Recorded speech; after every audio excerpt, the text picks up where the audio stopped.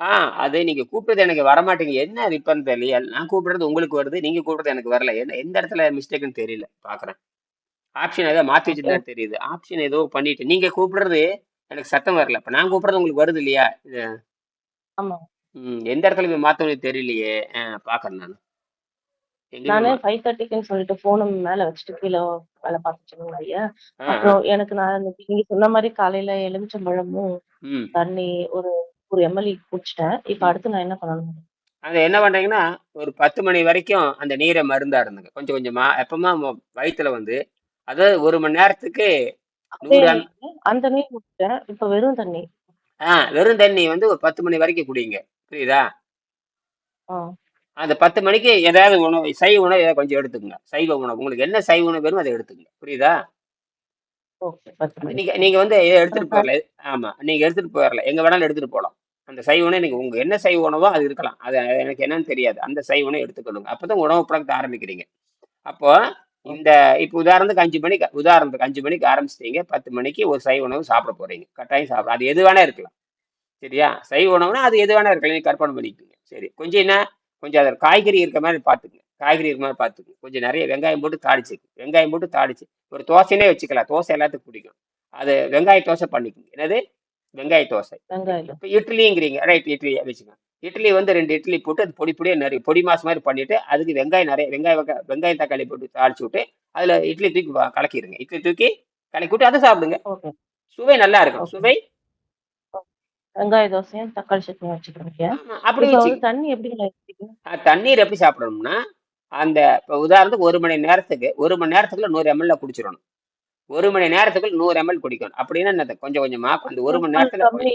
ஆ, கம்மிங்களய்யா இது ரொம்ப. 100 எம்எல்ன்றது டம்ளர்ல பாதி. ஆமா. ஒரு சின்ன இப்போ டம்ளர்ல. உதாரணத்துக்கு 5 மணி நேரம் ஆகும்னு வச்சுக்கோங்க. காலையில 5 டு 10 அந்த 10 மணி வரைக்கும் சாப்பிட 5 மணி நேரத்துல 500 ml சாப்பிட்டுக்கணும். 5 மணி நேரத்துக்குள்ள 500 ml அவ்வளவுதான். சாப்பிடணும். மணிக்கு ஒரு 100 ml. மணிக்கு 100 ml. மணிக்கு 100 எம்எல். அப்ப 5 மணி நேரத்துக்கு எவ்வளவு ml? 500 ml ஆச்சு இல்லையா? ஆமா. சாயங்காலம் அவ்வளவுதான் சாப்பிட மாட்டோம். அப்பதான் அதுதான் இந்த 1/2 லிட்டர் அது வந்து அரை 1/2 லிட்டர் வந்து லிட்டர். 5 மணி நேரத்துக்கு குடிச்சுக்கணும். அப்படின்னா 6 டு 6ன்னு வச்சுக்கலாம். 12 மணி நேரத்துல நீங்க எவ்வளவு குடிக்கலாம்? 1.2 சாப்பிடலாம். அது 1200 லிட்டர், 1200 மில்லி லிட்டர்.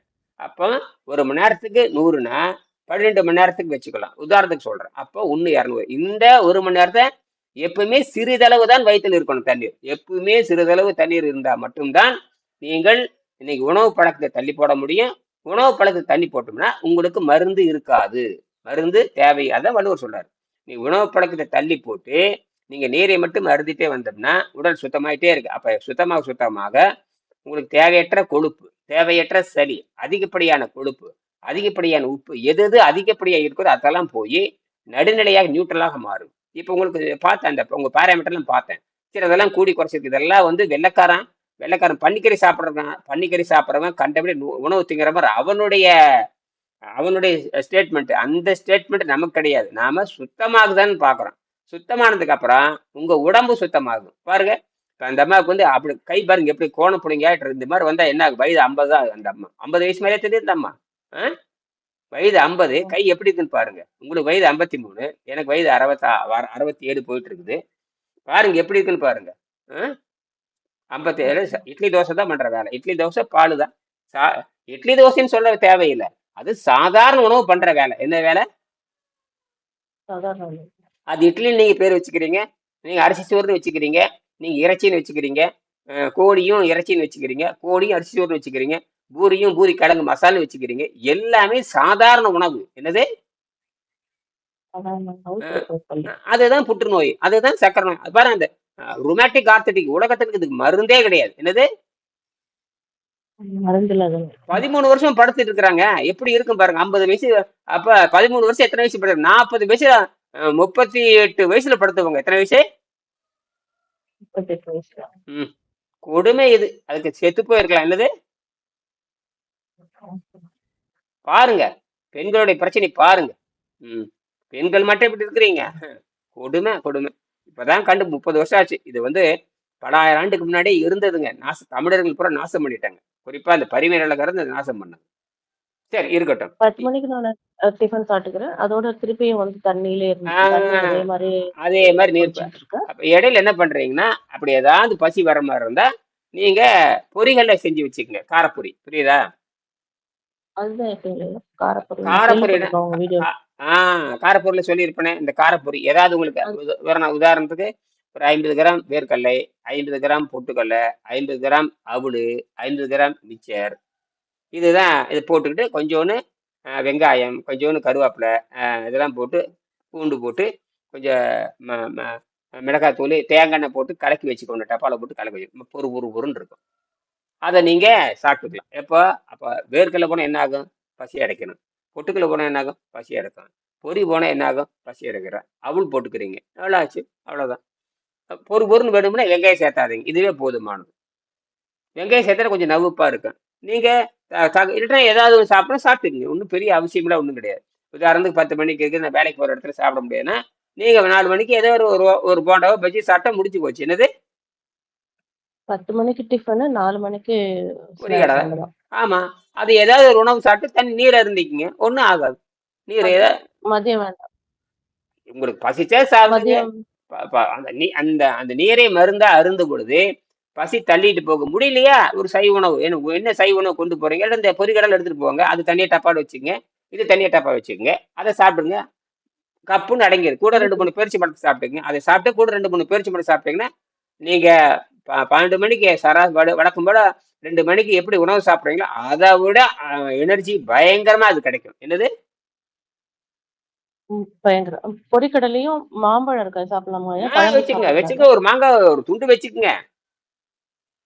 அதோட தான் இது ஊட்டி வச்சுக்கணும். விட்டுருமா? நேரடி நேரடி உணவு இப்ப வந்து பழங்கள் எதுவும் பரிந்துரைக்க முடியாது. புரியுதா? நேரடி பழ உணவு போக ம். முடியும். நேரடி பழ உணவு இதுல கிடையவே கிடையாது. பழ உணவு சாப்பிடவே கூடாது. அதெல்லாம் வந்து நன்கு சுத்தமான கூட, அதெல்லாம் வருஷ கணக்கு ஆகணும். 1 வருஷம் 2 வருஷம் உடல் ஆகி அதை அது சோதனை பண்றதுக்கு தான். குடல் சுத்தமாக இருக்கிறதா என்று பார்ப்பதற்கு தான் பழமே தவிர, உணவே உணவே குற்றம்னா அப்புறம் பழமும் குற்றம் தான். உணவே குற்றம்னா பழம் குற்றம். நெற்றிக்கண்ணி திறப்பணும். குற்றம், குற்றம். நெற்றிக்கண்ணி திறப்பணும். குற்றம், குற்றம். ஆ அப்ப குற்றம் என்னங்க? ம். குற்றம் உலகத்துல பூமியில படைக்கப்பட்ட அத்தனையும் குற்றம் தான். கீரையும் குற்றம் தான், காயும் குற்றம் தான், பழங்களும். கீரை காயை குற்றம் சொல்லும் பொழுது அப்புறம் நீங்க எல்லாம் பண்றது என்னங்கிறீங்க? கீரை காய் பழம் 3மே குற்றம் தான். இது பரிணாம அறிவியல், 7ஆம் அறிவியல், யோக அறிவியல். யோக அறிவியல் அப்படிதான் சொல்லும். இது 7ஆம் நிலை. இப்ப 7ஆம் நிலைக்கு போறப்ப 1ஆம் நிலை தேவையில்லை, 2ஆம் நிலை தேவையில்லை, 3ஆம் நிலை தேவையில்லை, 4ஆம் நிலை தேவையில்லை, 5ஆம் நிலை தேவையில்லை, 6ஆம் நிலை தேவையில்லை. 7 தான் நமக்கு தேவை. 7க்கு போறப்ப கீழே இருக்க 6 என்ன பண்ணணும்? நீங்க உதறி தள்ளி போட்டு வந்துடணும். என்னது? உதறி தள்ளி விடுவாங்க. ம். இல்லைன்னா மாட்டிக்குவான். இல்லைன்னா காலையில 5 மணிக்கு எவனாச்சும் காலையில 5 மணிக்கு வைத்தியம் பார்ப்பானா? உலகத்துல காலையில 5 மணிக்கு யாராவது அ வைத்தியம் 5:30 மணிக்கு கிளாஸ்ன்னு நினைச்சுட்டேன். இல்லன்னா நான் காலைல பார்ப்பேன். இல்ல அதெல்லாம் போன வாரமே இருக்கட்டுமா. விட்டுட்டேன். பொதுவாக யாராவது காலையில இருந்துச்சு வைத்தியம் பார்க்கற ஆள் உலகத்துல நான் ஒரே ஆள் தான். என்னது? உலகத்துல ஒரே ஆள் தான். காலங்கால வைத்தியம் பார்க்கற ஒரு ஆளு. எல்லாரும் வந்துட்டாங்க பாருங்க. எல்லாரும் 5 மணிக்கு குடியாண்டாங்க பாருங்க. எல்லாரும் நோயாளிகள் தான். எல்லாரும் ம். ஆகாரத்துக்கு வரும்போது நோயாளி தான். ஆகாரத்துக்கு வரும்போது அதுல அத்தனை பேரும் நோயாளி தான் இருப்பாங்க. ஆமா நோயாளியே மாற போறாங்க. அதனாலதான் 2016ல முடிச்சுக்கலாம்னு நினைக்கிறேன். 2016ல ஓசினே ஓசுமி 2016 2016ல நோபல் பரிசு வாங்குறாங்க. எதுக்கு? பசி தாகத்தை கட்டுப்படுத்தி. அது ஆட்டோபேக்கி. எப்ப நீங்க வந்து அந்த அவரை கண்டுபிடிக்கும் போது சொன்னாரு, அவர் ஒரு சாதாரண ஐந்தறிவு ஜீவனை வைத்துக்கொண்டு ஆராய்ச்சி, மனிதன் வச்சு ஆராய்ச்சி பண்ணவே இல்லை.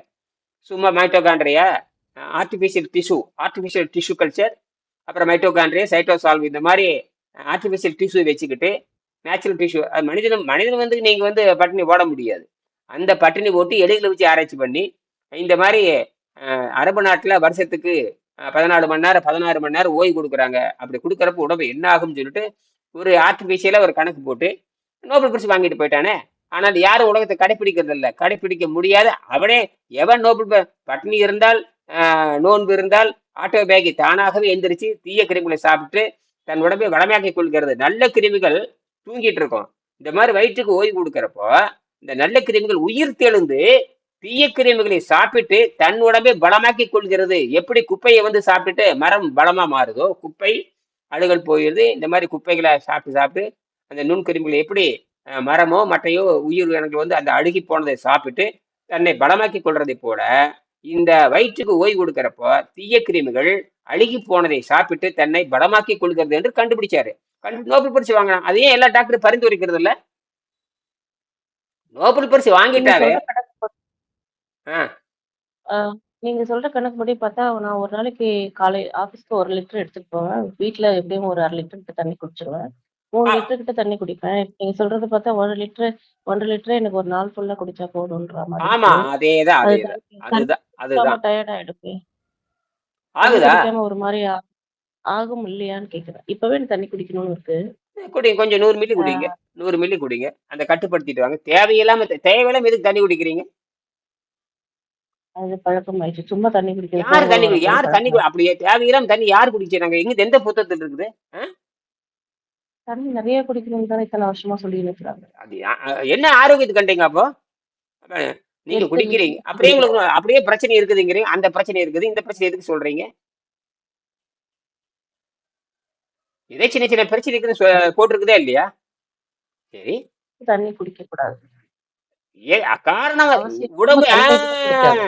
அவசியம் அறிந்து உடம்பு எப்படி பயன்படுத்திக்கிறதோ அந்த உடம்பினுடைய உபயோகம் அறிந்து அதனுடைய செயல்பாடு என்ன, அதனுடைய தேவை என்ன, அதனுடைய தேவை அறிந்து அதை பயன்படுத்துகின்ற நீரை அறிந்து அந்த பயன்படுத்துகின்ற நீர் தீராமல் பார்த்து கொள்ள வேண்டும். அதுதான் அறிவே தவிர சும்மா தண்ணி தண்ணி குடிச்சுட்டா தண்ணியிலே வண்டி ஓடிட்டு இருக்குது உங்க உடம்பு. காற்றுல ஓடிக்கொண்டிருக்கிறது. காற்றுல இருக்கிற நைட்ரஜன் கன்வெர்ட் பண்ணி புரோட்டீன், நானோ நைட்ரஜனை நானோ புரோட்டீனா மாத்துது, நானோ நைட்ரஜனை நானோ புரோட்டீனா மாற்றுது, நானோ ஆக்சிஜனை நானோ எனர்ஜியா மாத்துது, நானோ ஆர்கான் 0.9% இருக்குது, அந்த நானோ ஆர்கானை நானோ எனர்ஜியா மாற்றுது. அது போக 0.05 இருக்கு, நினைச்சு பாருங்க. 0.05 இருக்கு. எது? கார்பன் இருக்கு. 0.055 0.005 தான் கார்பன் இருக்கு.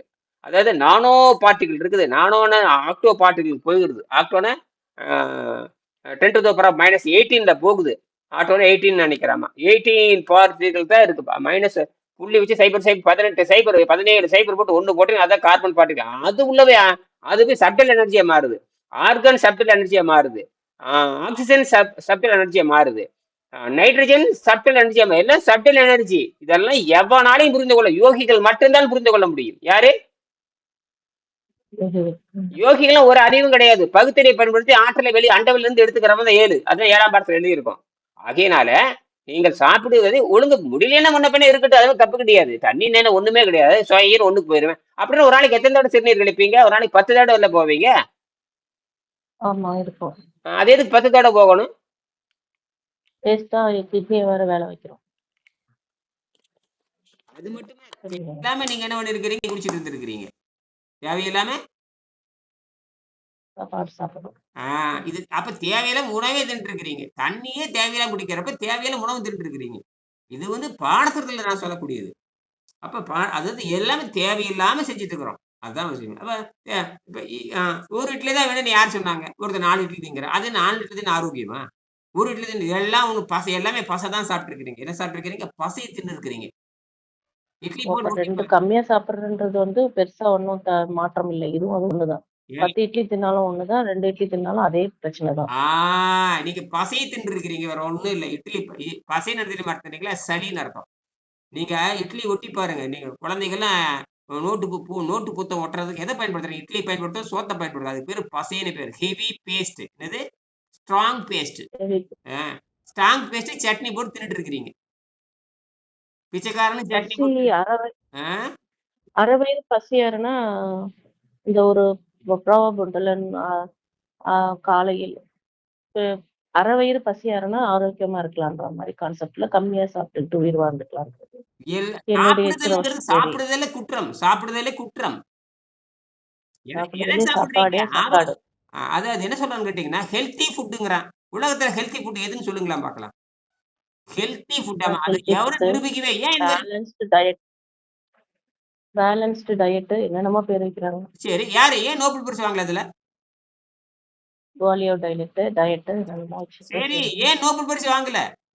எந்த டாக்டராவது பேலன்ஸ் டயட் சாப்பிட்டு புற்றுநோய் நல்லா ஆயிடுச்சு நிரூபிச்சிருக்கானு கேக்குறேன். எந்த டாக்டராவது பேலன்ஸ் டயட் சாப்பிட்டு எனக்கு வந்து சக்கரை நோய் நல்லாயிருச்சுன்னு நிரூபிச்சிரு. ஏன் நிரூபிக்கவில்லை? நான் கேட்கிறேன். ப்ரூஃப் எங்கே? பேலன்ஸ் டயட் சாப்பிட்டு நான் 120 ஆண்டு உயிர் வாழ்ந்தேன். பேலன்ஸ் டயட் எனக்கு சர்க்கரை இல்ல. பேலன்ஸ் டயட் சாப்பிட்டு எனக்கு நோய் இல்ல. பேலன்ஸ் டயட் பிச்சை எடுக்கணுங்க. பேலன்ஸ் டயட்டுக்கு எங்க போவீங்க? பிச்சை எடுக்கணும். பேலன்ஸ் டயட்டுக்கு எங்க போகணும்? பிச்சை எடுக்கணும். பணக்காரன் கூட பேலன்ஸ் டயட் சாப்பிட முடியாது. சரி. பேலன்ஸ் டயட் சாப்பிட்டு 100 பேராமீட்டர் எடுங்க. 100 பேராமீட்டர் 100 கரெக்ட்டா வரணுமா இல்லையா? ஆமா. ஹியூமன் ட்ரையல் எங்க இருக்குது? ஹியூமன் ட்ரையல் எங்க இருக்கு? ஹியூமன் ட்ரையல் வேணுமே இல்லையா? ஒரு ரேஷியோ வேணுமே இல்லையா? டாட்டா எங்க இருக்குது? சரிங்க. 100 சரி. டாக்டர் நான் உட்கார வச்சு தண்ணி ஆ? உணவு குறைச்சு, தண்ணி குறைச்சு நான் நீங்க சொல்ற வழிய ஃபாலோ பண்ண ட்ரை பண்றேன். ம். இன்னைக்கு நான் வந்து நூத் நூ ஆ 1 1/2 லிட்டர் 1 1/4 லிட்டர் தண்ணி எடுத்து வச்சுக்கிறேன். ஆ. அதையே இன்னைக்கு நான் குடிக்கிறேன். ஆ. 10 மணிக்கு 2 இட்லி சாப்பிடுறேன். ஒரு லஞ்சுக்கு வந்து கொஞ்சோண்டு பொரிக்கடலை. ம். அதோட நானு அடுத்த கிளாஸ் எப்போங்கய்யா சொன்னீங்க? எப்ப மணி எடுத்துக்கலாம்? அது காலை 3 மணிக்கு வச்சுக்க. எப்ப ஃப்ரீயா இருப்பீங்க? 3 மணிக்கு இருப்பீங்களா? எப்ப ஓய்வா இருப்பீங்க? நான் உங்களுக்கு இந்த 1 வேலை நேரம் எப்ப ஒரு ஓய்வா இருக்குன்னு சொல்லுங்க. இப்ப என்னமோ சொல்லுவீங்க 1:30 டீ டைம் மணிக்கு இருங்க நான் சொல்லிர்றேன். டீ டைம்ன்னு சொல்லுவீங்க. அப்புறம் மத்தியானம் சோத்து நேரம்பீங்க. ஒரு 4 மணிக்கு நீங்களும் கவர்மெண்ட் ஆஃபீஸரா நெனச்ச நேரம் டீ குடிப்பீங்க. அந்த டீ டைம் அதெல்லாம் இல்லைங்க. என் வேலை அப்படி இல்ல. நான் 1:30 மணிக்கு கால் பண்றேன். ஆ, ஆ நீங்க நினைவு பண்ணலாமா? பண்ணுங்க. ஆமா 1:30 மணிக்கு வகுப்பு நடக்குது. 1 டூ 1:30 ஆ 1 டூ 1:30 நடக்கும். சரியா? ம். அப்படியே ஆ இடையில வந்துக்குங்க. அப்படி 1 டூ 1:30 நடக்கிறப்ப அப்படியே உள்ள வந்துருங்க. புரியுதா? ம். இல்லைங்கய்யா. இந்த குரூப்லயேவா? ஆமா. அதிலயும் கூப்பிடுவேன். அப்ப கூப்பிட்டேன் பாருங்க. அதிலயும் கூப்பிடுவேன். இதுலயும் கூப்பிடுவேன். உங்களுக்கு எது நான் அது எனக்கு எப்படி அது அது ஜாயின் அது பண்ணணும்னு தெரியல. அது நடக்கும் பொழுது அப்படியும் கலந்துக்கலாம். இல்ல அப்படின்னு தனிப்பட்ட முறையிலயும் கலந்துக்கலாம். புரியுதா? அது முடிஞ்சதுக்கு அப்புறம் அது வகுப்பு முடிஞ்சதுக்கு டக்குன்னு ஒரு அழைப்பு விட்டீங்கன்னு வச்சுக்கங்க. நான் பார்த்துக்குவேன்.